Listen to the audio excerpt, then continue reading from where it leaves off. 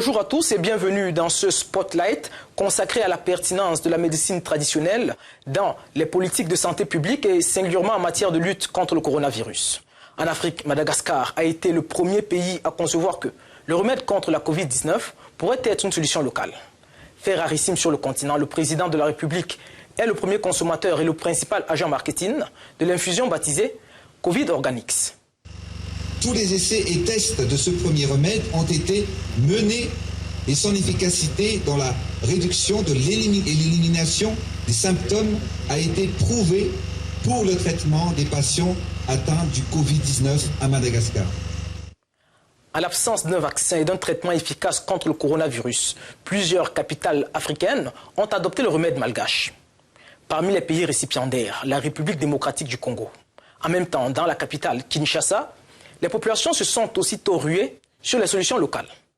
Respecter les mesures, mais consommer aussi le curcuma, consommer aussi le gingembre, consommer aussi l'ail, consommer aussi l'oignon, consommer aussi la maniguette communément appelée mondongo au niveau de la ville de Kinshasa, consommer aussi l'aubergine parce que il y a dans ces produits alimentaires des principes actifs, donc de molécules, des antioxydants qui sont des potentiels inhibiteurs de la protéase de Covid-19. La médecine traditionnelle est donc très courante en Afrique où on dénombre un guérisseur pour 500 habitants contre 1 pour 40 000 en ce qui concerne la médecine conventionnelle. Des chiffres relativement semblables sont enregistrés dans d'autres pays du Sud. Rien d'étonnant dès lors que les Boliviens, par exemple, se tournent aussi vers des solutions ancestrales pour prévenir la Covid-19. Nous faisons de la prévention du coronavirus. Pourquoi? Parce que cela commence avec la grippe, la toux. Alors nous prévenons la toux, la grippe, l'asthme, la bronchite. Nous libérons le système respiratoire.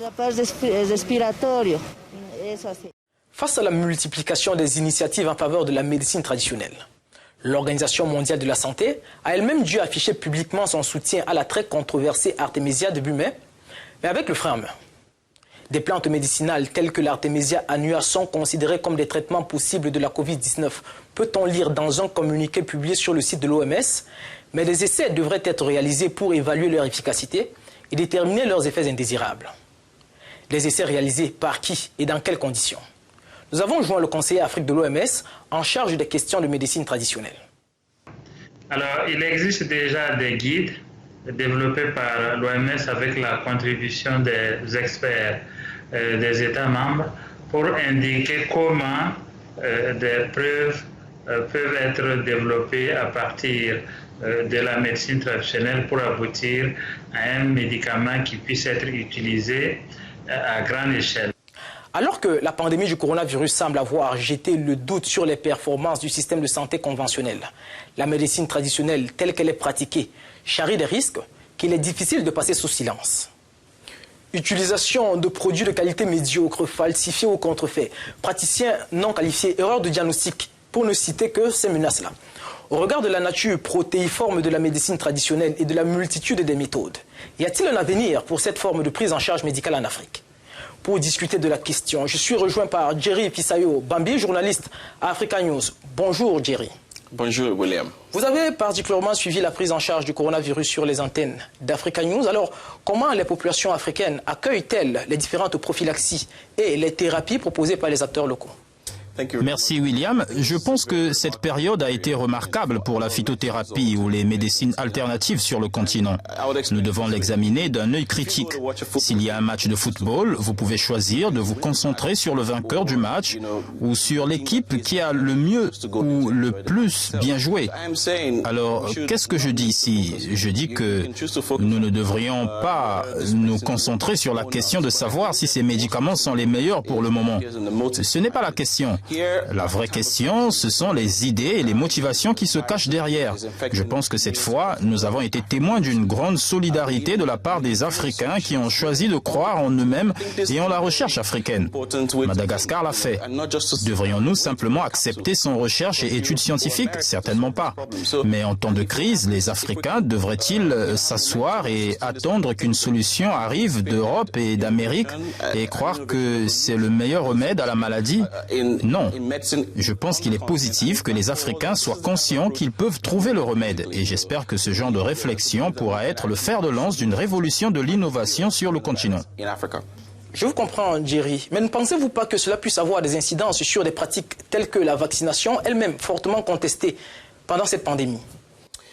Oui, William, dans la mesure où nous pouvons être très favorables aux médicaments à base de plantes, il est tout aussi important de comprendre les médicaments traditionnels et leur mode d'action. Ce n'est pas moi qui suis venu ici pour dire que les vaccinations ou les médicaments issus des produits pharmaceutiques sont mauvais.